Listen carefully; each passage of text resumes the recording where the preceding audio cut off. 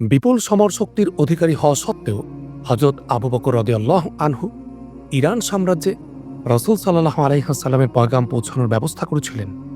ইরানিরা ইসলাম গ্রহণে কেবল অপ্রস্তুতই ছিল না, বরং তারা ইসলাম নিয়ে রীতিমতো ঠাট্টা বিদ্রূপ করত। মুসলিম কোনো দূত তাদের শাসনাধীন কোনো এলাকার গভর্নরের কার্যালয়ে প্রবেশ করলে তাকে অপমান করত এবং কাউকে বন্দীও করে রাখত। রাষ্ট্র এবং রাষ্ট্রনায়কদের চিন্তাধারায় ভিন্ন প্রকৃতির, বড় বৈচিত্র্যময় তাদের স্বভাব। তাদের চিন্তাভাবনার গতি, সমঝোতা এবং পরিস্থিতি কেন্দ্রিক হয়ে থাকে। যে কোনো মুহূর্তে তারা সিদ্ধান্ত বদলাতে পারে, কিন্তু আপামর জনতার চিন্তা জগৎ নিয়ন্ত্রণ করে তাদের জজবা, অনুপ্রেরণা। তাই দেশ ও জাতির স্বার্থে জ্বলন্ত আগ্নেয়গিরির বিরুদ্ধেও তারা বুক টান টান করে দাঁড়িয়ে যায়।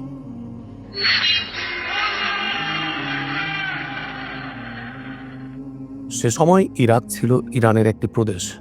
প্রখ্যাত যুদ্ধবাজ এবং নির্ভীক সেনাপতি হরমুজ ছিল তার গভর্নর বা শাসক। জালেম এবং দুশ্চরিত্রবাজ হিসাবেও সে সমান কুখ্যাতি লাভ করেছিল। জুলুম এবং অভদ্রতার প্রবাদে পরিণত হয় তার নাম।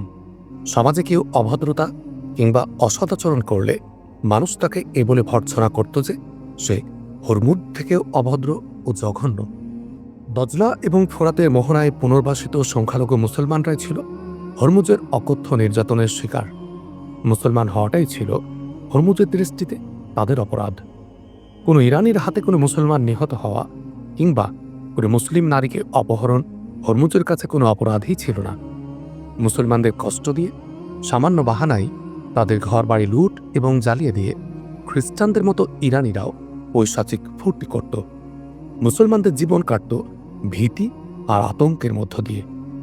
মুসলমান অধ্যুষিত এলাকার জমি স্বর্ণ প্রসব করত। তরিতরকারি এবং ফলমূল উৎপাদনে এলাকাটি বড়ই উর্বর ও উপযোগী ছিল। সবুজের সমারোহ, বৈচিত্র্য ফুলের বাহার, ফলের মিষ্টি সুবাস, পাখিদের কলকাকলি, আকাশের নীলিমা, মৃদুমন্দ হাওয়া, পরিচ্ছন্ন পরিবেশ, দজলার কলতান, ফোরাতের উর্মিমালা ছাড়াও প্রাকৃতিক অপূর্ব শোভার কারণে ৩০০ মাইল আয়তনের সে এলাকাটি নয়নাভিরাম নৈসর্গিক একটি ভূখণ্ড ছিল। মানুষ রাজধানীতে বাস করলেও তাদের হৃদয়ে কাঁথা থাকত এই এলাকার ভুবনমোহিনী রূপ। তাই শাসক শ্রেণীর সুযোগ পেলেই এই এলাকায় অবকাশ যাপন করতে আসত। দীর্ঘদিন তার মায়ায় কাটিয়ে দিত।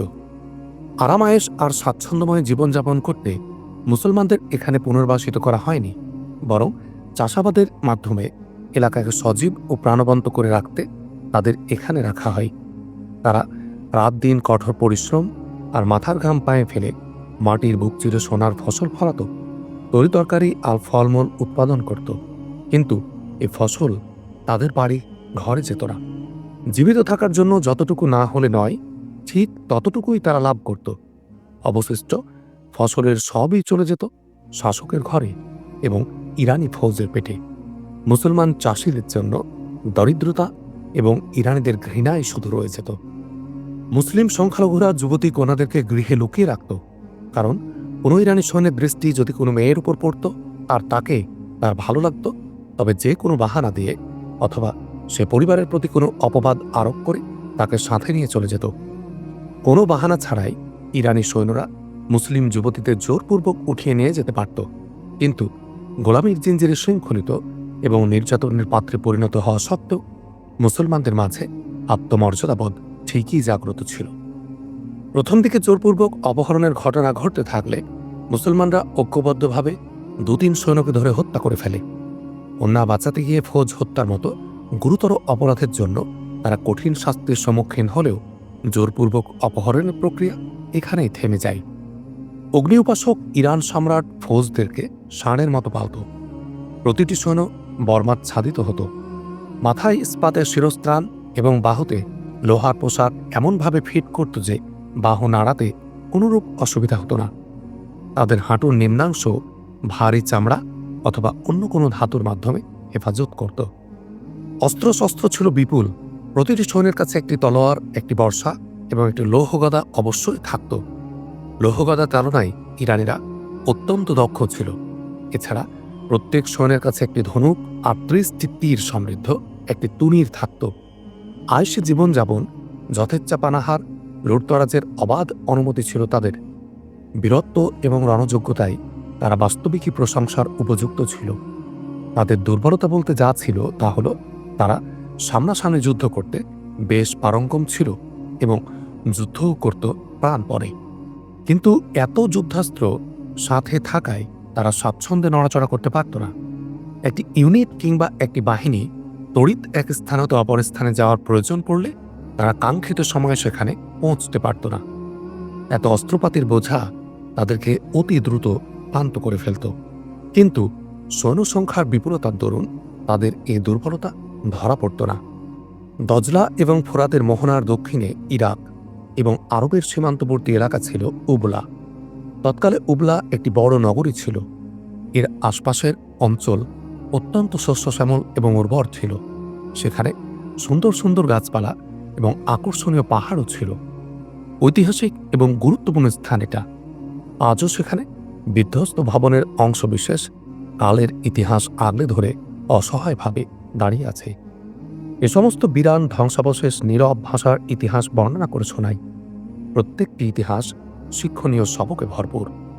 যারা ভোগবিলাসকে জীবনের লক্ষ্য বানিয়ে নিয়েছিল এবং প্রজাদেরকে মানুষের কাতার থেকে বের করে দিয়েছিল, এই এলাকায় সে সমস্ত জাতির ধ্বংস এবং বিপর্যয়ের নিদর্শনও আছে। আল্লাহ তাদের হেদায়েতের উদ্দেশ্যে রসূল প্রেরণ করলে তারা তাদেরকে বিদ্রূপের পাত্র বানায় এবং বলে, তুমি তো আমাদের মতোই একজন মানুষ বই নই, দুনিয়ায় তোমার কোনো প্রতিপত্তি বা সামাজিক মর্যাদাও নেই, তাহলে কিভাবে তুমি আল্লাহর পয়গম্বর হয়ে গেলে? পরিশেষে আল্লাহ পাক তাদেরকে এমনভাবে পাকড়াও ও ধ্বংস করেছেন যে তাদের মহল আর বসতি এলাকা লণ্ডভণ্ড এবং ভগ্ন প্রাসাদে পরিণত হয়েছে। আল্লাহ পাক তাদের কথা পবিত্র কোরআনের বিভিন্ন স্থানে বর্ণনা করেছেন। সূরা মুমিনুনের ৮২ নম্বর আয়াতে বলেছেন, তারা কি পৃথিবীতে ভ্রমণ করেনি? করলে দেখত তাদের পূর্ববর্তীদের কী পরিণাম হয়েছে। তারা তাদের চেয়ে সংখ্যায় বেশি এবং কীর্তিতে অধিক প্রবল ছিল। সূরা নামলের ৬৯ নম্বর আয়াতে বলেন, বলুন, পৃথিবী পরিভ্রমণ করো এবং দেখো অপরাধীদের পরিণতি কী হয়েছে। সূরা শুআরার ১২৮-১২৯ নম্বর আয়াতে বলেন, তোমরা কি প্রতিটি উচ্চ স্থানে অযথা নিদর্শন স্থাপন করছো এবং বড় বড় প্রাসাদ নির্মাণ করছো যেন তোমরা চিরকাল থাকবে? সেদিন তাদের অবাধ্যতার কারণে গজব নাজিল হয়। তাদের যে প্রাসাদ ও মহল ভূতলে ধসে গিয়েছিল, আজ সে সমস্ত জীর্ণ মহল ও বিধ্বস্ত স্মৃতিসৌধ জ্বলন্ত ইতিহাস হয়ে বের হচ্ছে। তাদের পরে অনেক অর্বাচীন সম্রাট এসেছে এবং একের পর এক ভগ্ন প্রাসাদ উপহার দিয়ে প্রস্থান করেছে। বাবেল প্রাচীরের ধ্বংসাবশেষ আজও কালের সাক্ষী হয়ে দাঁড়িয়ে আছে। এই ভূখণ্ডে অতীত আসুরি এসেছে, সামানি এসেছে। তারা দুর্দান্ত প্রতাপে রাজত্ব করে ইতিহাস হয়ে গেছে। বর্তমানে মদিনায় হযরত আবু বকর রাদিয়াল্লাহু আনহু-এর খেলাফত চলাকালে দজলা এবং ফোরাতের এই অপরূপ নৈসর্গ ও ঐতিহ্যবাহী ভূখণ্ডে ইরানীদের একচ্ছত্র দাপট চলছিল। অগ্নি উপাসক এই অর্বাচীন জাতীয় প্রাকৃত জাতিদের মতো বিদ্যমান ঐশ্বর্য ও প্রভাব প্রতিপত্তিকে চিরস্থায়ী জ্ঞান করতে থাকে। ক্ষণস্থায়ী দাপটে তাদের মাঝে অহমিকার সৃষ্টি হয়। প্রজাদের রীতিমতো খোদা বনে যায়। এক তরুণী সেও বান্ধবীকে জিজ্ঞেস করছিল, বিনতে সাউদ, খুদ্দাম এখনো আসেনি? জোহরা বিনতে সাউদের চোখ অশ্রুতে ভরে যায়। সে দীর্ঘশ্বাস ছেড়ে মুখ ঘুরিয়ে নেয়। বান্ধবী জোহরাকে বলে, তুমি বলেছিলে যে সে তোমাকে ধোঁকা দিবে না। আল্লাহ না করেন সে যেন ওই নরপিশাচ ইরানের খপ্পরে আবার না পড়ে। জোহরা বিনতে সাউদ বলে, আল্লাহ পাক না করুন, সে নিশ্চয় আসবে। 4 দিন পার হয়ে গেছে।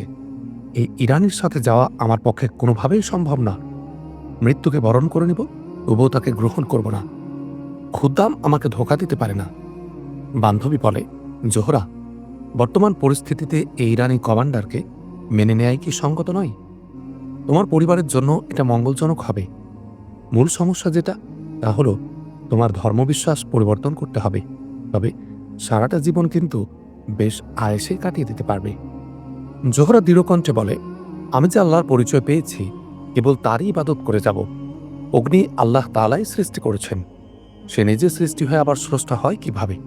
আমি আল্লাহর বর্তমানে অন্য কোনো কিছুর পূজা করব না। ভেবে দেখো জোহরা, বান্ধবী বলে, তুমি স্বেচ্ছায় তাকে বরণ না করলে সে তোমাকে জোরপূর্বক উঠিয়ে নিয়ে যেতে পারে। তাকে বাধা দেওয়ার সাধ্য কারণেই শাহী ফৌজের কমান্ডার সে। তোমার পরিবারের শিশুদের পর্যন্ত সে বন্দী করাতে পারে। আমিও তো মুসলিম কন্যা, আমি আল্লাহর ইবাদত করি এবং তার নামে শপথ করি, কিন্তু আল্লাহ আমাদের কোন সাহায্যে এলেন? তুমি নিশ্চিত বলতে পারো যে আল্লাহ অবশ্যই আমাকে সাহায্য করবেন? শেষ পর্যন্ত আল্লাহর সাহায্য না পেলে নিজের প্রাণ নিজে হরণ করব, জোহরা বলে, এবং আল্লাহকে বলবো, এই নিন, আমার দেহে আপনি প্রাণ সংহার করে থাকলে তা ফিরিয়ে নিন। এরপর অঝোর ধারায় তার চোখ থেকে অশ্রু গড়িয়ে পড়ে। জোহরা তার মতো এক সুন্দর নবযুবক খুদ্দাম বিন আসাদের প্রতি আসক্ত ছিল। খুদ্দামও তাকে প্রাণ দিয়ে ভালোবাসত। তাদের বিবাহ হতে পারত, কিন্তু শিমুর নামে এক ইরানি কমান্ডার অন্তরায় হয়ে দাঁড়ায়। তার দৃষ্টি জোহরা বিনতে সৌদের উপর পড়েছে। সে তাকে বিবাহ করার ইচ্ছা করে। শিমুর জোহরার পিতাকে বলেছে সে চাইলে যে কোনো সময় তার মেয়েকে তুলে নিয়ে যেতে পারে, কিন্তু সে এমনটি করতে চায় না। শিমুর বলেছে, তোমার মেয়েকে মালে গনিমত হিসাবে নিয়ে যাব না, দুঘোড়ো বিশিষ্ট গাড়িতে করে নিয়ে যাব, যাতে বর বধূকে নিয়ে যায়। তুমি বুক ফুলিয়ে মানুষকে বলবে তোমার কন্যা এক ইরানি কমান্ডারের স্ত্রী। কিন্তু কমান্ডার সাহেব, সাধ্যানুযায়ী আপনার যত্ন খায়ের করা আমাদের কর্তব্য। মেয়ে আপনার বধূ হতে চাইলে আমরা বাধা দিব কেন? জোহরার পিতা বলে। ইরানি কমান্ডার ঘৃণা দৃষ্টিহীনের স্বভাবজাত কণ্ঠে বলে, তোমরা বর্বর আরব, কন্যা জীবিত গ্রথিতকারী জাতি তোমরা, অথচ বলছ মেয়ে তার নিজের বিবাহের সিদ্ধান্ত নিজেই নিবে। বাহ, চমৎকার! জরথ্রস্ত্রের শপথ, তোমার কন্যা যদি আমাকে বরণ না করে, তবে তোমাকে এবং তোমার কন্যাকে কুষ্ঠরোগী যেখানে আবদ্ধ থাকে সেখানে বন্দি করে রাখব। দ্রুত সিদ্ধান্ত নাও, বেশি সময় তোমাকে দিব না বুড়ো। কমান্ডারের সাথে আরও 3 অশ্বারোহী সৈন্য ছিল। তারা বিকট আওয়াজে অট্টহাসি হেসেছিল। এক সিপাহী তাকে ধাক্কা দিয়ে বলেছিল, মদিনা অনেক দূর, অপদার্থ বুড়ো, তোমার আমিরুল মুমিনিন তোমাকে সাহায্য করতে আসবে না। জোহরার পিতা আর তার ভাই ভালো করেই জানত যে ইরানের এক সামান্য সিপাহীর নির্দেশ লঙ্ঘন করার ক্ষমতা তাদের নেই, আর এ তো এক কমান্ডার, বড় মাপের লোক। তারা এও জানত যে শিমুর তাদের আদরের দুলালিকে জোরপূর্বক উঠিয়ে নিয়ে গেলেও তাদের করার কিছুই থাকবে না।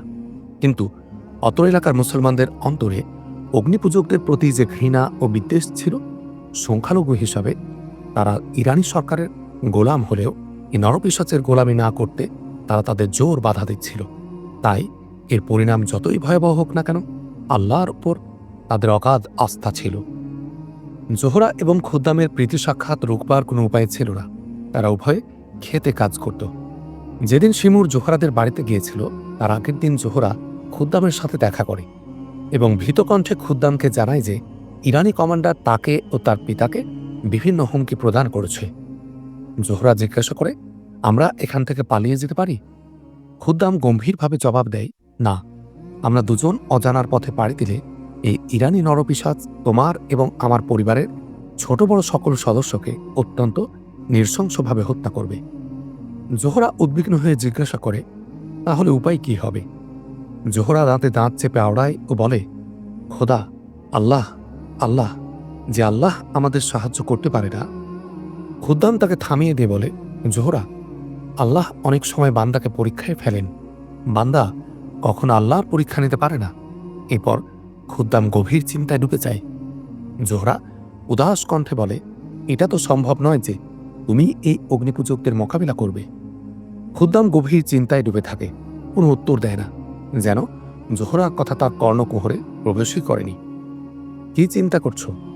জোহরা তার পক্ষ থেকে কোনো সাড়া না পেয়ে বলে, তুমি লোকটিকে হত্যা তো করতে পারো, আমাদের সামনে পথ এখনই একটিই খোলা। খুদ্দাম তাকে আশ্বস্ত করে বলে, আল্লাহ পরিস্থিতি উত্তরণের পথ দেখিয়ে দিবেন। জোহরা বলে, আরেকটি পথের সন্ধান তোমাকে আমি দিতে পারি, নিজের তলোয়ার দ্বারা আমাকে মেরে ফেলে তুমি বেঁচে থাকো। খুদ্দাম বলে, একটু কোরবানি তো করতেই হবে। শিমুর প্রতি তোমার অন্তরে পঞ্জীভূত ঘৃণার অনুমান আমি ঠিকই করছি, কিন্তু আপাতত তুমি তার সাথে কৃত্রিম এই আচরণ করে যাও যে তুমি তাকে ভালোবাসো। কটা দিন তাকে প্রতারণায় ফেলে ঠেকিয়ে রাখো, কিছুদিনের জন্য আমি গায়েব হয়ে যাব। জোহরা চমকে জিজ্ঞাসা করে, কোথায় যাবে আর কি করতেই বা যাবে? খুদ্দাম সতর্ক হওয়ার ভঙ্গিতে বলে, সব কথা জানতে চেও না জোহরা, খোদাই সাহায্য লাভ করতে আমি যাচ্ছি। জোহরা তার কাঁধে হাত রেখে বলে, আল্লাহর কসম খুদ্দাম, তুমি আমাকে ধোঁকা দিলে আমার প্রেতাত্মা তোমাকে নিশ্চিত বেঁচে থাকতে দেবে না, আমৃত্যু তোমাকে পেরেশান করতে থাকবে। একদিনের জন্য আমি ওই কাফেরের স্ত্রী হতে পারবো না।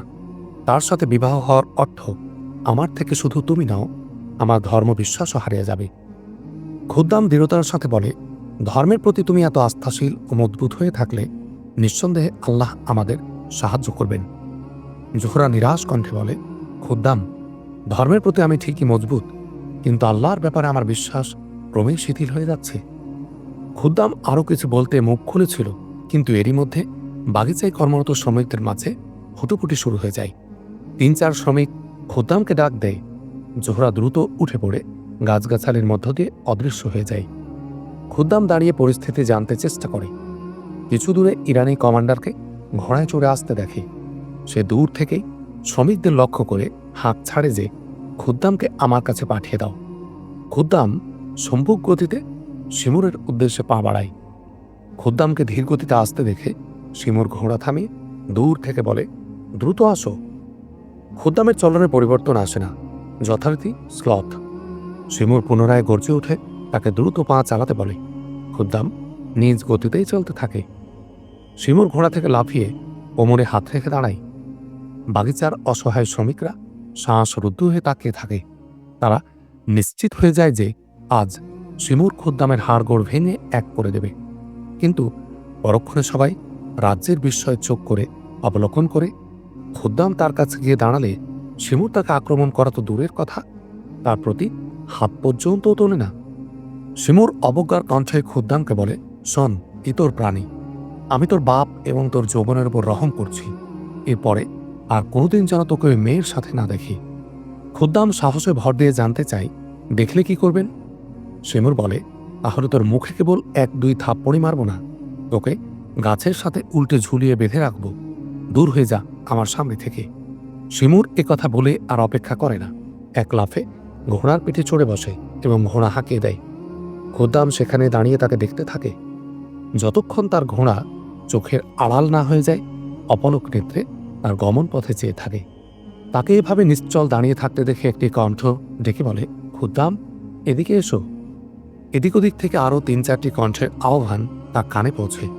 এসে পড়ো খুদ্দাম, চলে আসো। সে উল্টো পায়ে পিছনে ঘুরে এবং আহ্বানকারী সাথী শ্রমিকদের কাছে গিয়ে দাঁড়ায়। শিমুর তাকে কি বলে গেল তা সবাই জানতে চায়। খুদ্দাম সব খুলে বলে। ইরানি কমান্ডার খুদ্দামের প্রতি কেন এত বিরাগ তা সকলেরই জানা ছিল। যদি তারা পরাধীন না হয়ে স্বাধীন জাতি হতো, ইসলামী রাষ্ট্র হতো এবং সামাজিক কালচার মুসলিম ঐতিহ্যবাহী হতো, তবে এক তরুণীকে এভাবে কাছে বসে আলাপচারিতার জন্য অবশ্যই তারা খুদ্দামকে ভর্ৎসনা করত। কিন্তু এখনকার পরিবেশ ছিল ভিন্ন। বিধর্মী কালচার গড়ে উঠেছিল এবং চলত সবকিছু। জোহরার সাথে খুদ্দামের প্রণয় চললেও সকলের কাছে খুদ্দাম একজন সচ্চরিত্রবান যুবক ছিল। সবাই তাকে ভালো বলে জানত। তাই খুদ্দামের প্রতি ইরানি কমান্ডারের অন্যায় আচরণে সবাই ক্ষুব্ধ হয়ে ওঠে। তাদের মাঝে ক্ষোভ দানা বেঁধে ধূমায়িত হতে থাকে। ইরানের বিপক্ষে সকল মুসলমান ছিল ঐক্যবদ্ধ। হঠাৎ কর্মরত এক শ্রমিক আলোচনার টেবিলে এই বলে একটি প্রশ্ন ছুঁড়ে মারে যে, এই অগ্নিপূজক এ অসময়ে এখানে কি কাজে এসেছিল? এই প্রশ্নে আলোচনা জমে ওঠে এবং কেঁচো খুঁড়তে সাপ বেরোনোর মতো অবস্থা সৃষ্টি হয়। তদন্তে বেরিয়ে আসে অনেক রহস্য। এক বিজ্ঞ কণ্ঠ বলে, নিশ্চয় তাকে আনা হয়েছে, আর যে নিয়ে এসেছে সেও আমাদের লোক হবে নির্ঘাত। অভিজ্ঞ এক বয়োবৃদ্ধ আহ্বান করে বলে, তদন্ত করে বের করো সে কে। এটি একটি ছেলে কিংবা মেয়ের প্রশ্ন নয়, জালিম আর মজলুমের ব্যাপার। এটা আজ রীতিমতো আমাদের স্বাধীনতা এবং ঐতিহ্য সক্রিয়তার গুরুত্বপূর্ণ প্রশ্ন। সামান্য বিষয়ে আজ যে গোয়েন্দাগিরি করেছে সে ভবিষ্যতে বড় গাদ্দারি করতে পারে। বিষয়টির গভীরতা এবং স্পর্শকাতরতা সকলে অনুধাবন করতে সক্ষম হয়। এমন বিশ্বাসঘাতকতা তাদের কেউ করতে পারে বলে তাদের বিশ্বাস হতে চায় না। গাদ্দারকে অবশ্যই খুঁজে বের করতে হবে, এমন দৃঢ় প্রত্যয় সকলের চোখে মুখে। হয়তো প্রত্যেকেই এর সুরাহা নিয়ে ভাবছিল। সকলের মাঝে তিনপতন নীরবতা। পুরুষের পিছনের সারিতে দাঁড়ানো এক আধা বয়সী মহিলার জবান চলমান নিস্তব্ধতাকে খান খান করে দিয়ে সরব হয়ে ওঠে। মহিলা সবাইকে চমকে দিয়ে উপস্থিত সকলের চেহারায় নজর বুলাই। আমি বলছি সে কে। সেখানে উপবিষ্ট এক ব্যক্তির প্রতি মহিলার সন্ধানী দৃষ্টি আটকে যায়। হঠাৎ সে হাত লম্বা করে তর্জনী উঁচিয়ে তার দিকে ইঙ্গিত করে জিজ্ঞাসা করে, আবু নসর, তুমি ওখানে টিলার পশ্চাতে দাঁড়িয়ে কি করছিলে? আবু নসর থতমত খেয়ে যায়। সে সন্দেহ এড়াতে মুখ খুলে, কিন্তু কিছু বলতে পারে না। এতে সবাই বুঝতে পারে যে ইরানি কমান্ডারের গোয়েন্দা সেই, কিন্তু সে দ্রুত নিজেকে সামলে নেয় এবং অপরাধ স্বীকার করে না। মহিলাও নাছোড়বান্দা। সে অভিযোগের সপক্ষে প্রমাণ পেশ করে। মহিলা বলে, আমি তোমাকে ফলো করতে থাকি। তুমি হঠাৎ কাজ ছেড়ে উঠে গেলে আমার সন্দেহ হয়। টিলার আড়াল চলে গেলে সন্দেহ আরো ঘনীভূত হয়। এরপর আমার কাছে বিষয়টি আরো স্পষ্ট হয়ে যায় যখন ওই স্থান থেকে শিমুরকে বেরিয়ে আসতে দেখি। এক বৃদ্ধ বলে, শোনো আবু নসর, আমরা এই ভয় করি না যে তুমি শিমুরকে কথা জানিয়ে দিবে যে আমরা তোমাকে গোয়েন্দা এবং গাদ্দার বলেছি, কিন্তু মনে রেখো, ওই অগ্নিপূজক তোমাকে মর্যাদার চোখে দেখবে না, বরং সে বলবে তুমি তাদের গোলাম, বিধায় তাদের হয়ে গোয়েন্দা বৃত্তি এবং গাদ্দারি করা ফরজ। আবু নসরের মস্তক অবনত। সত্যের কাছে তার মিথ্যার দেয়ালের একটি ইট খুলে খুলে তার চোখের সামনে পড়তে থাকে। এদিকে ভর্ৎসনা আর গালির শত তীরও চতুর্দিক থেকে এসে তার সারা দেহে বিদ্ধ হতে থাকে। যার মুখে যা আসে তাই ফেলতে থাকে তার ঘাড়ে। বিদ্রুপ আর গালির তীর বর্ষণের মাধ্যমে জনতার ক্ষোভ আর ঘৃণা খতম হলে আবু নসর ধীরে মাথা উঁচু করে। তার চেহারা অশ্রুস্নাত ছিল এবং বাঁধভাঙা স্রোতের মতো দুচোখের কোণ দিয়ে অশ্রু গড়িয়ে পড়ছিল। অনুতাপ, অনুশোচনা আর দগ্ধ বিচলিত এ অশ্রুর ফোয়ারা দেখে সবার মাঝে আবার নীরবতা নেমে আসে। সকলেই মনে করে আবু নসর এখন মুখ খুলবে, কিন্তু দীর্ঘক্ষণ অতিবাহিত হলেও আবু নসরের কণ্ঠ কারো কানে ভেসে আসে না। থামথামে পরিবেশ, বাকরুদ্ধ কণ্ঠ, অবনত চাহনি। মুরব্বী পর্যায়ের এক লোক জিজ্ঞাসা করে, তুমি কত মূল্য পেতে? দীর্ঘশ্বাস নেয়ার ভঙ্গিতে আবু নসর বলে, কিছুই নয়। আমার জীবনে এটাই প্রথম গোয়েন্দাগিরি। তোমরা এর জন্য আমাকে মৃত্যুদণ্ড দিতে চাইলে আমি প্রস্তুত। একজন বলে, আমরা জানতে চাচ্ছি কেন? শেষমেশ তুমি এমনটি কেন করতে গেলে? আবু নসর জবাবে বলে, বাধ্য হয়ে। গত পরশুর ঘটনা। ইরানি কমান্ডারের সাথে রাস্তায় আমার দেখা হলে সে আমাকে জোহরার বাড়ির উপর নজর রাখার নির্দেশ দেয়। এই নির্দেশের অর্থ ছিল জোহরা যেন বাড়ি ছেড়ে পালাতে না পারে এবং তার সাথে কোনো যুবক একাকী কথা বললে আমি যেন তাকে অবহিত করি। আমি তাকে বলি, জোহরার উপর নজর রাখতে আমার কোনো সমস্যা নেই, কিন্তু প্রশ্ন হলো আমার 2 মেয়েকে কে নজরে রাখবে? আমি তাকে বুঝিয়ে বলি যে শাহী ফৌজের কমান্ডার এবং সেপাইরা আমাদের মেয়েদের প্রতি কুনজরে তাকায়। শিমুর আমার মনের ভাব বুঝতে পারে। সে বলে, ভবিষ্যতে কোনো কমান্ডার বা সৈন্য তোমার মেয়েদের প্রতি চোখ তুলে তাকাবে না। সে আমাকে পাক্কা ওয়াদা দেয় যে আমার কন্যাদের সম্ভ্রম রক্ষার দায়িত্ব সে ব্যবস্থা করবে। বৃদ্ধ মন্তব্য করে, খোদার কসম, তুমি মুসলমান কথিত হওয়ার যোগ্য নাও। তুমি নিজ কন্যাদের ইজ্জত বাঁচাতে গিয়ে অপর ভাইয়ের কন্যার ইজ্জতের ব্যাপারটি চিন্তা করনি। আরেকজন ক্ষুব্ধ মন্তব্য করে, তোমার উপর আল্লাহর গজব পড়ুক আবু নসর, তুমি জানো না এই অগ্নিপূজকদের ওয়াদার কোনো দাম নেই। তাদের একজনও খুঁজে পাওয়া মুশকিল যে মুসলমানদের সাথে কৃত ওয়াদা রক্ষা করেছে। আরেকজন বলে, কন্যাদের সম্ভ্রম রক্ষার জন্য আমরা নিজেরা প্রস্তুত। তোমার কন্যা আমাদের সকলেরই কন্যা। জোহরার পিতা সউদ বলে, আমি তাকে ক্ষমা করে দিয়েছি। খুদ্দাম বলে, আমিও তাকে ক্ষমা করে দিলাম। আল্লাহর কসম, আমি শিমুর হতে কড়াই গন্ডায় প্রতিশোধ নেব। মুরব্বী তাকে সতর্ক করে বলে, আবেগে অধীর হয়ে না বৎস, কিছু করতে চাইলে বাস্তবে করে দেখাও, কিন্তু সাবধান, আবেগতাড়িত হয়ে মুখে কিছু বলো না, মাথা ঠান্ডা করে ভাবো। পরদিন সকালে বাগ শ্রমিকদের মাঝে খুদ্দাম ছিল না। প্রায় প্রত্যেকে খুদ্দামের পিতার কাছে জানতে চায় খুদ্দাম কোথায়। পিতা নিজেও চিন্তিত ছিল। সকালে ঘুম ভাঙলে সে জানতে পারে যে খুদ্দাম গায়েব। খুদ্দামের পিতা কান্নাচরিত কণ্ঠে বলে, জরথুস্ত্রের এই পূজারী আমার পুত্রকে উধাও করে দিয়েছে। হয়তো সেই ধোঁকা দিয়ে ডেকে নিয়ে গিয়ে হত্যা করে লাশ নদীতে ভাসিয়ে দিয়েছে। অতপর সন্দেহ বিশ্বাস রূপ নেয়। তা পিতার সম্ভাবনায় সকলের কাছে একমাত্র সত্য বলে মনে হয়, কিন্তু ব্যতিক্রম শুধু জোহরা। খুদ্দামের সাথে তার সর্বশেষ যে আলোচনা হয়েছিল তার আলোকে সে এই বিশ্বাসে লালন করে যে খুদ্দামকে কেউ গায়েব করেনি, বরং সে নিজেই কোথাও চলে গেছে। কেননা সে তাকে বলেছিল কয়েকদিনের জন্য সে লাপাত্তা হয়ে যাবে। জোহরা এ রহস্য কারো কাছে ফাঁস করে না, বরং উল্টো সে এ কথার উপর জোর দেয় যে ইরানিরাই খুদ্দামকে গায়েব করে দিয়েছে। জোহরা রানের সখীর কাছে পর্যন্ত মুখ খুলে না, বরং তাকে এ কথা স্পষ্ট ভাষায় জানিয়ে দেয় যে সে আগামী 2-3 দিন খুদ্দামের অপেক্ষা করবে, এরপরে সে না এলে দরিয়ায় ডুবে মরবে। 3-4 দিন পরের ঘটনা। এক রাতে শিমুর নিকটস্থ একটি ফাঁড়িতে বসে মনের আনন্দে 2 উঠতি তরুণীর চোখ ধাঁধানো নৃত্য দেখছিল। সুন্দর সুশ্রী এবং আকর্ষণীয় তরুণীদের এমন নাচ গান ইরানের শাহী দরবারের সাধারণ ব্যাপার ছিল। এদেরকে নর্তকী বলা হতো। শিমুর শাহী বংশের লোক ছিল। ঘটনার দিন রাতে সিপাহীদের চিত্ত বিনোদনের জন্য সেই নর্তকীদ্বয়কে ভাড়া করে এনেছিল। মদপানের পর্ব চলতে থাকে। সিপাহীরা নর্তকীদ্বয়কে চিৎকার করে করে সাবাস দিচ্ছিল। নেশায় নিয়ন্ত্রণ হারিয়ে 2-3 সিপাহী মঞ্চে উঠে নর্তকীদের সাথে নাচতে শুরু করে দেয়। শিমুরের নির্দেশে অন্য সিপাহীরা এ মাতাল সিপাহীদের ধরে ফাঁড়ির বাইরে ছেড়ে দিয়ে আসে। ছোট আকারের এই ফাঁড়িটি একটি মিনি কেল্লা ছিল, কিন্তু কেল্লার দ্বার রাতেও উন্মুক্ত থাকত। অপর কোনো শত্রুর আক্রমণের আশঙ্কা তাদের ছিল না। তারা নিজেদেরকে হামলার ঊর্ধ্বে জ্ঞান করত। একদিকে নৃত্য গীত যখন তুঙ্গে পৌঁছে এবং অপরদিকে মদের নেশা শিমুর ও তার সাথীদের চেতনা লোপ করতে থাকে, তখন শাঁসা আওয়াজ তুলে বিদ্যুৎ বেগে একটি তীর এসে শিমুরের গর্দানের এক দিক দিয়ে ঢুকে অপর দিক দিয়ে তার ফলা বেরিয়ে যায়। শিমুর 2 হাত গলায় চেপে ধরে উঠে পড়ে। সিপাহীদের মাঝে হুলস্থুল আর ছুটোছুটি পড়ে যায়। যে যেখানে ছিল সবাই শিমুরের পাশে এসে জমা হয়। আবার 3-4টি তীর ছুটে আসে। সাথে সাথে 3-4 বার আত্মচিৎকার ওঠে। যারা তীরবিদ্ধ হয় তারা লুটিয়ে পড়ে। এরপর ইরানিদের মাঝে কিয়ামতের বিভীষিকা সৃষ্টি হয়। অস্ত্রহীন থাকায় তারা মোকাবিলার মোটেও সুযোগ পায় না। প্রাণ রক্ষারও সুযোগ তাদের ছিল না।